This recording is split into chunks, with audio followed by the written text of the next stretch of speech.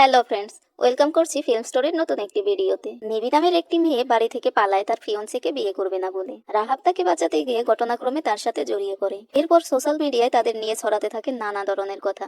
সেই কথার কতটুকু সত্য আর কতটুকুই বা মিথ্যে নিয়েই নির্মিত আজকের এক্সপ্লেন করা মুভি আফওয়া, যার অর্থ গুজব। মুভিটি 2023 সালে হিন্দি ভাষায় মুক্তি পায়। এই মুভিতে দেখানো হয়েছে বর্তমান সময়ে সোশ্যাল মিডিয়া কতটা মিথ্যা আর গুজবে ভরা, আর এর কারণে কি ভয়ঙ্কর পরিণতি হতে পারে মানুষের। মুভির শুরু হয় একটি জনসভায় বিক্রম সিং ওরফে বিকি বানার রাজনৈতিক সমাবেশের মধ্য দিয়ে। বিকি বলছিল, আমরা বলেছিলাম আমাদের উপর বিশ্বাস রাখতে, কিন্তু কেউ যদি আমাদের সহনশীলতাকে দুর্বলতা ভাবে তাহলে আমরাও তাদের ছেড়ে দিব না। আর এই নিউজ কভার করছিল মিডিয়ায় বলা হয় এটা শুধু জনসভা নয়, বরং এটা হচ্ছে ক্ষমতা প্রদর্শন, এটাই হচ্ছে রাষ্ট্রীয় বিকাশ দলের আসল রূপ। আর তখনই বিকি বানার উপর কেউ পাথর ছুঁড়ে মারে আর শুরু হয় হাঙ্গামা।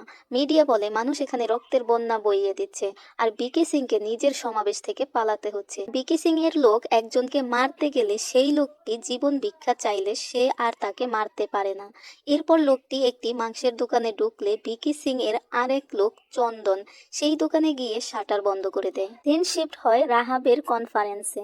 এখানে সে তার এজেন্সির ডেভেলপিং নিয়ে বক্তব্য দিচ্ছিল। সেখানে একজন তাকে প্রশ্ন করে, আপনি তো আমেরিকায় ভালোই ছিলেন, তাহলে ফিরে এলেন কেন? রাহাব তখন একটি গল্প বলে। একদিন সে ট্রেনে কোথাও যাচ্ছিল, তার সামনের সিটে এক ইন্ডিয়ান বয়স্ক লোক তার নাতিকে নিয়ে যাচ্ছিল। হঠাৎ কিছু লোক তাদের উত্ত্যক্ত করলে বৃদ্ধ লোকটি জানতে চায় তারা কেন তাকে বিরক্ত করছে। লোকগুলো বলে, এটা তোমার দেশ নয়, তুমি তোমার দেশে ফিরে যাও। আমি প্রথমে অন্য কামরায় চলে যাব বলে ভাবলেও পরে আমার ফোন বের করে তাদের ভিডিও করতে থাকি।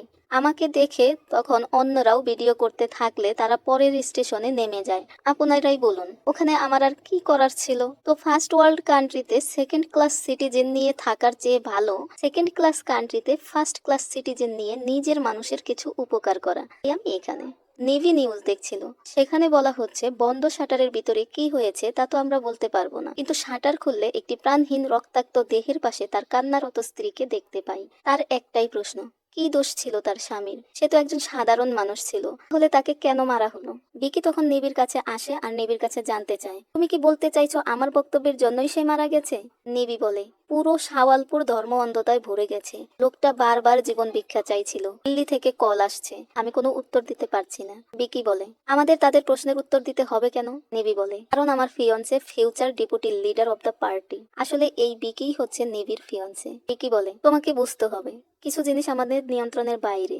নেবি বলে, এর মানে কি? মানুষের মৃত্যু? বিকি বলে, তোমার দিল্লির বন্ধুরা এটা কি করে জানলো? নেবি নিউজ দেখিয়ে বলে, আমার সব লোকেরা সেখানে ছিল আর আমার বন্ধুরা তাদের চিনে। তুমি কি বলতে পারো এরা তোমার লোক নয়? বিকি বলে, আগে তুমি তোমার বাবাকে প্রশ্ন করো, যা করার উনিই করেন। এই সমাবেশও তারও পরিকল্পনা ছিল, আর আমি চন্দনকে বারবার সাবধান করার পরেও ও এটা করেছে, এতে আমি কি করতে পারি? নেবি বলে, তাকে পুলিশে দাও। তখনই নেবির বাবার ফোন আসে বিকির কাছে, আর সে চন্দনকে মেরে ফেলতে বলে। ওই মহল্লায় 26 বছর যাবৎ সে প্রথম রমজান পালন করে, সে জানে কিভাবে ওই মহল্লাবাসীকে কন্ট্রোল করতে হয়। এর জন্য চন্দনকে তাদের বলে দিতে হবে। আসলে যে মারা গেছে সে মুসলিম আর বিকিরা হিন্দু। মিডিয়াতে বলা হচ্ছে হয়তো জাতিগত বৈষম্যের কারণেই তাকে মারা হয়েছে। এরপর গায়ান সিং, নেবির বাবা, কথা বলে ইন্সপেক্টর তমারের সাথে। তাকে বলে, বিকিকে সব বলে দিয়েছি, তুমি তার অর্ডার মতো কাজ করবে। এরপর গায়ান সিং তার মেয়ে নেবিকে ফোন দেয় আর বলে, গত 26 বছরে যা হয়নি সেটা এখন হচ্ছে। হিংসা আর ধর্মান্ধতার কাছে মানুষের হৃদয় হেরে যাচ্ছে। রাজনীতিতে এটা স্বাভাবিক। নেবি তার বাবার কথা শেষ না হতেই ফোন কেটে দেয় আর তার বাবার একটি ছবিতে আঘাত করে ভেঙে ফেলে, কারণ সে তার বাবার উপর খুব রেগে ছিল। আসলে ক্ষমতার জন্য এই সব অনৈতিক কাজ তার একদমই পছন্দ না। এরপর রাহাবের কাছে তার স্ত্রী নন্দিতার ফোন আসে। নন্দিতা একজন লেখক, তার বই লঞ্চের জন্য নাহারকর ফ্রটে অনুষ্ঠানের আয়োজন করা হয়েছে, সেখানে সে পৌঁছেছে আর রাহাব যেন সময় মতো চলে আসে এটাই বলে সে ফোন কেটে দেয়। এদিকে চন্দন বিকিকে ফোন দিয়ে বলে, গায়ান সিং কি বলেছে?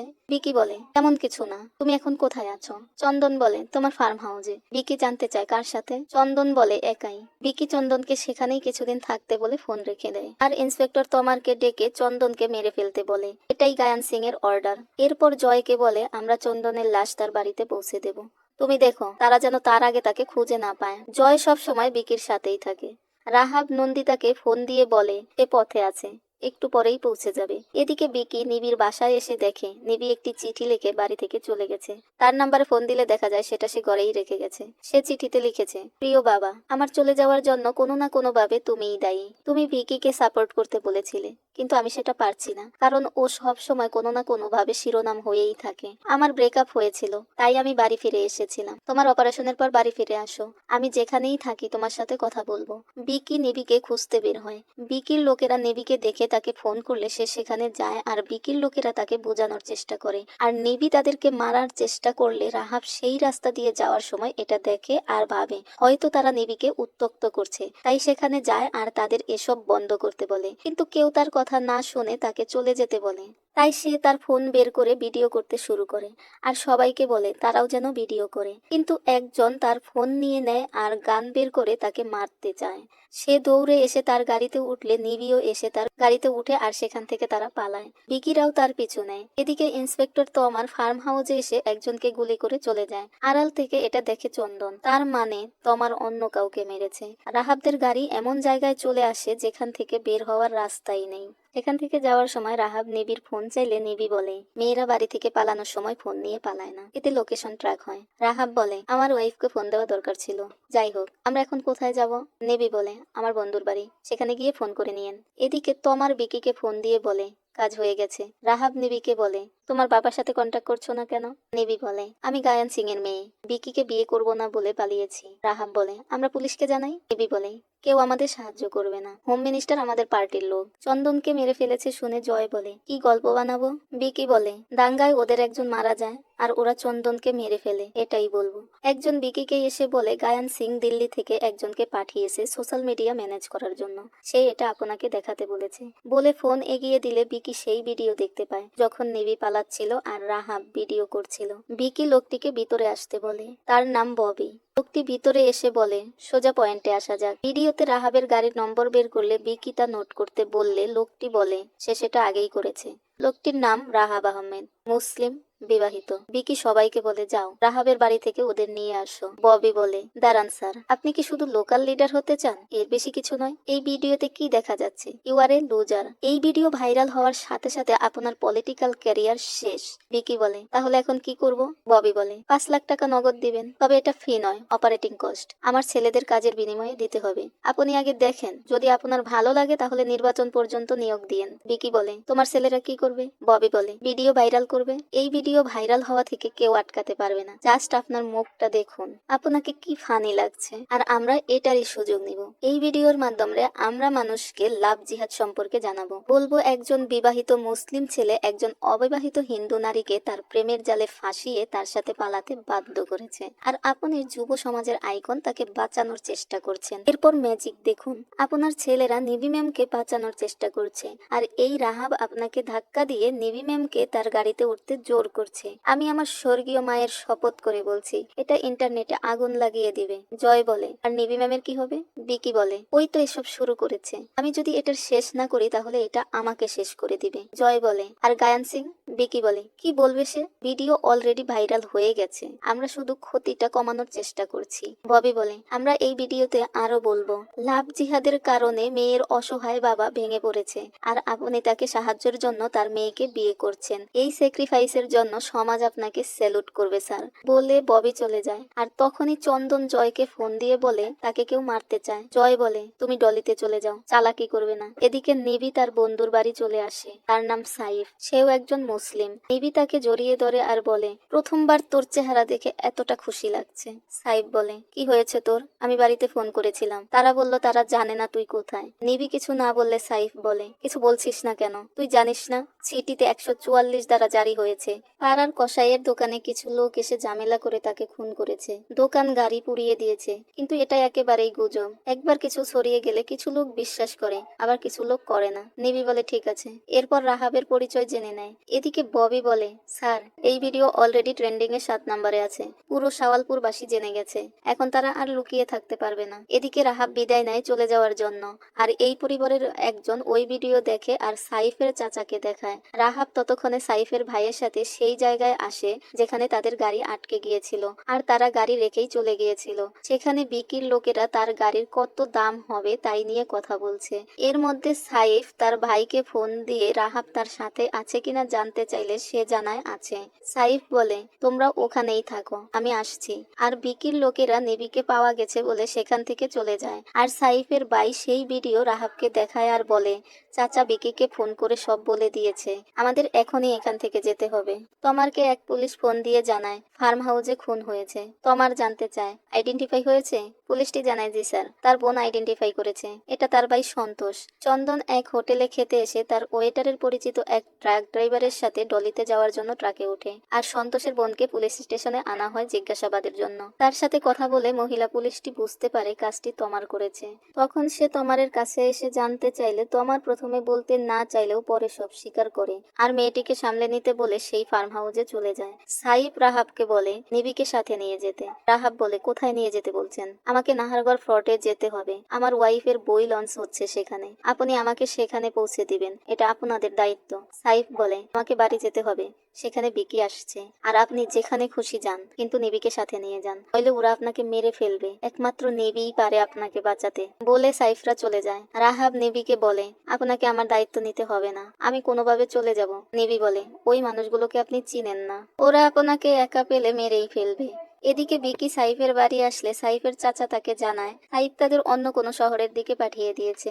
বিকির লোক বিকিকে জানায় তার ফার্ম হাউসে যে সন্তোষ কাজ করত তাকে কেউ মেরে ফেলেছে। জয় বলে, তুমি সেখানে যাও, আমরা নেবিকে খুঁজে রাতে সেখানে যাব, বলে সবাইকে সেখানে পাঠিয়ে দেয়। বিকি বুঝতে পারে চন্দন মরেনি, আর জয় সেটা জানে। বিকি জয়ের কাছে এসে বলে, তুমি জানো তুমি কি করেছো? জয় বলে, চন্দন আমাদের বন্ধু। বিকি বলে, চন্দন নাকি রাজনৈতিক কেরিয়ার, কোনটা চাও? তুমি কি সারা জীবন নেতাদের জন্যই কাজ করবে? চন্দন কোথায়? জয় বলে, আমি তাকে ডলিতে চলে যেতে বলেছি। এরপর বিকি ফোন দিয়ে চন্দনের সাথে কথা বলে জানতে চায় সে কিসে যাচ্ছে আর কতক্ষণ লাগবে। এরপর বিকি ফার্ম হাউসে আসে আর তমারকে বলে, তুমি তো বলেছিলে কাজটি ভালোভাবেই করেছো। তমার বলে, এটা আমার ভুল নয়, আপনি বলেছিলেন সে একা আছে, ভুল ইনফরমেশন দিল তো এমনই হবে। বিকি বলে, সে একটি ট্রাকে করে ডলি যাচ্ছে, যাও আর তাকে শেষ করো। এদিকে রাহাব আর নেবিকে তখনও বিকির লোকেরা তাড়া করছে। তারা বাইক রেখে বীরের মধ্যে ঢুকে যায়। এরপর তারা সাইফের এক ছোট ভাইয়ের মেসে যায়। ছেলেটি নিউজে দেখছিল আজ আবার লাভ জিহাদ দম্পতিকে শাওয়ালপুরে ঘনিষ্ঠভাবে দেখা গেছে।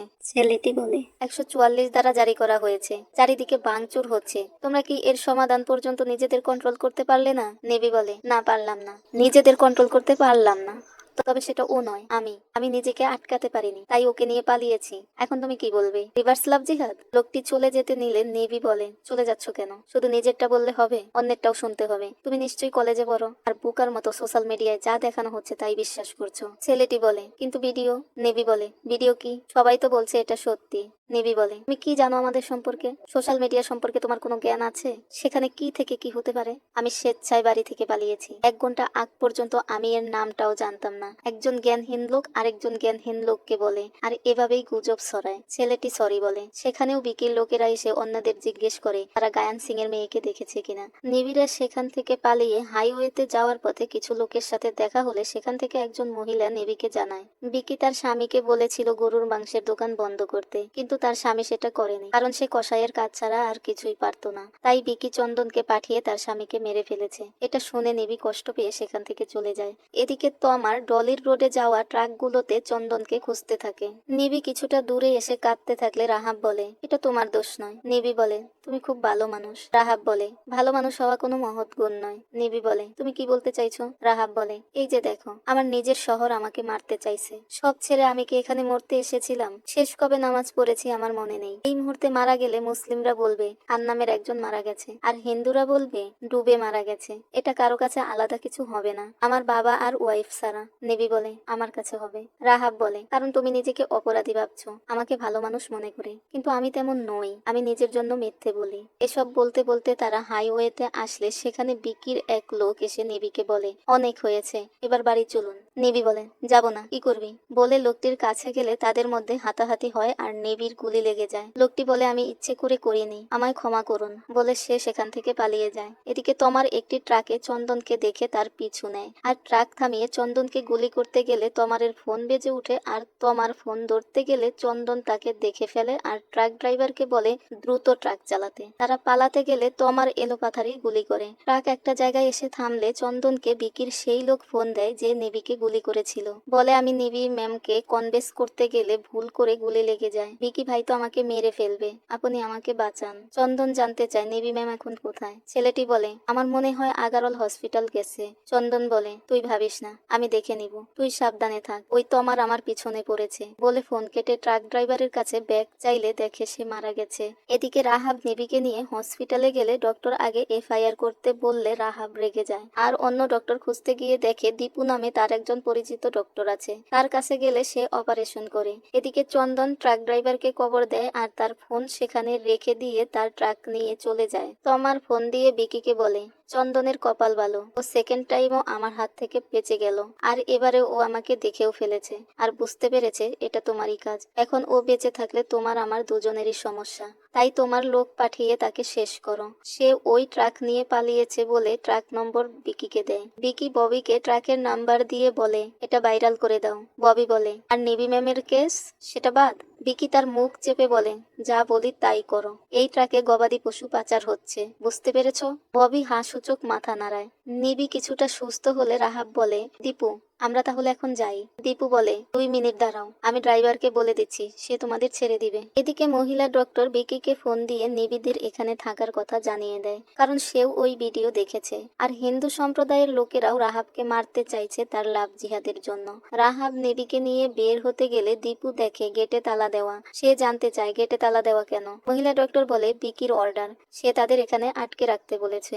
দীপু বলে, চিপকি তুমি না আমি, বলে দারোয়ানকে চাবির জন্য ডাকে। ততক্ষণে বিকির লোকেরা চলে এসেছে আর চন্দনও। নিবি চন্দনকে দেখে রাহাবকে বলে, আমি জানি না তোমার সাথে কি ঘটতে চলেছে। চন্দন বিকির লোকদের বলে, তোমরা এখানে কি করছো? বিকির লোকেরা বলে, বিকি ভাইয়ের অর্ডার, তাদের এখানে আটকে রাখতে হবে। তখন চন্দন সবাইকে মেরে নেবি আর রাহাবকে সেখান থেকে নিয়ে আসে আর নেবিকে বলে, বিকি আমার পিছনে পড়েছে, সে আমাকে মারতে চায়। নেবি আর রাহাব দুজনেই অবাক হয়। চন্দন আরো বলে, প্লিজ আপনি আমাকে আপনার বাবার কাছে নিয়ে যান। অনেক অনুরোধ করলে নেবি বলে, ঠিক আছে নিয়ে যাব, আগে আমাদের নাহারগড় ফ্লটে পৌঁছে দাও। এদিকে হসপিটাল থেকে বিকির লোক ফোন দিয়ে বলে, আমি ফোনে সব বলতে পারবো না, আপনি হসপিটাল আসুন। হসপিটালে আসলে জয় বিকিকে বলে, চন্দন নেবিকে নিয়ে সেই ট্রাকে নাহারগড়ের দিকে যাচ্ছে। বিকি ববিকে ফোন দিলে ববি বলে, স্যার ভিডিও ট্রেন্ডিং এ 1 নম্বরে আছে। বিকি বলে, এক্ষুনি এই ভিডিও ডাউন করো। ববি বলে, এখন ভগবানও এই ভিডিও ডাউন করতে পারবে না। বিকি বলে, ওই ট্রাকে গায়ন সিং এর মেয়ে আছে। এটা শুনেই ববি ফোন কেটে সবাইকে নিয়ে সেখান থেকে পালায়। বিকি বারবার ফোন দিলেও ববি ফোন ধরছে না দেখে বিকি নিজেই সেখানে যাওয়ার সিদ্ধান্ত নেয়। 2জন লোক সেই ট্রাকের পিছনে বাইক নিয়ে যাচ্ছিল। তারা সেই ভিডিও দেখে ট্রাক চিনতে পারে আর তাদের গ্রুপে লোকেশন শেয়ার করে দেয় আর এটাও বলে দেয় ট্রাকটি নাহারগড়ের দিকে যাচ্ছে। মুহূর্তের মধ্যে সেটি সব জায়গায় ছড়িয়ে পড়ে আর সবাই নাহারগড়ের দিকে যেতে থাকে। এদিকে রাহাবরা ট্রাক থামিয়ে চন্দনের ফোন দিয়ে ভিডিও করে।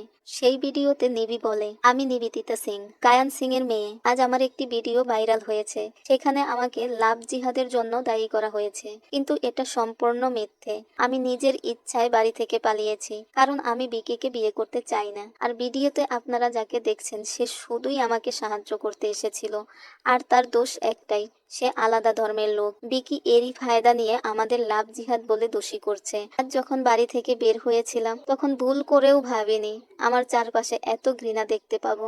যদি আজ আমার বন্ধু রাহাবের কিছু হয় এর জন্য দায়ী থাকবে বিকি আর বাবা তুমিও। এরপর এই ভিডিও নেবি টুইটার থেকে শেয়ার করে আর রাহাব নন্দিতাকে ফোন দিয়ে বলে, #শাওয়ালপুর দিয়ে টুইটার চেক করো। নন্দিতা ভিডিও দেখে আবার ফোন দিলে নেটের জন্য তারা কথা বলতে পারে না। এদিকে বিকি তোমারকে ফোন দিয়ে বলে, চন্দনের সাথে নিবিও আছে ওই ট্রাকে, ওরা নাহারগড়ের দিকে গেছে, তুমি তাদের ট্রাক থামাও, আমি আসছি। চন্দনের ফোনে নোটিফিকেশন আসলে রাহাব দেখে তাদের ট্রাকে গবাদি পশু পাচার হচ্ছে এমন ভিডিও ভাইরাল হয়েছে। চন্দন বলে, বিকি এটা করতে পারে না, নিশ্চয়ই কেউ তাকে প্রভাবিত করছে। ট্রাক নাহারগড় ফ্লটের সামনে আসলে সেখানকার কর্মকর্তারা গেট বন্ধ করে দেয় আর বলে, স্থানীয় পুলিশ স্টেশন থেকে জানিয়েছে এই ট্রাকে লাভ জিহাদ দম্পতি আছে, ভিতরের কেউ যেন এটা বুঝতে না পারে, তাহলে আতঙ্কের সৃষ্টি হবে। রাহাব বারবার গেট খুলতে খুলতে বললেও দারোয়ান গেট খোলে না। রাহাব বলে, এই অনুষ্ঠানে আমার স্ত্রী আছে, আমার আসার কথা ছিল, প্লিজ গেট খোলো। সে আরো বলে, আমি এখানে থাকলে ওরা আমাকে মেরে ফেলবে। দারোয়ান বলে, তুমি লাভ জিহাদ করেছো, তোমাকে ভিতরে আনা যাবে না। রাহাব বলে, কিসের লাভ জিহাদ?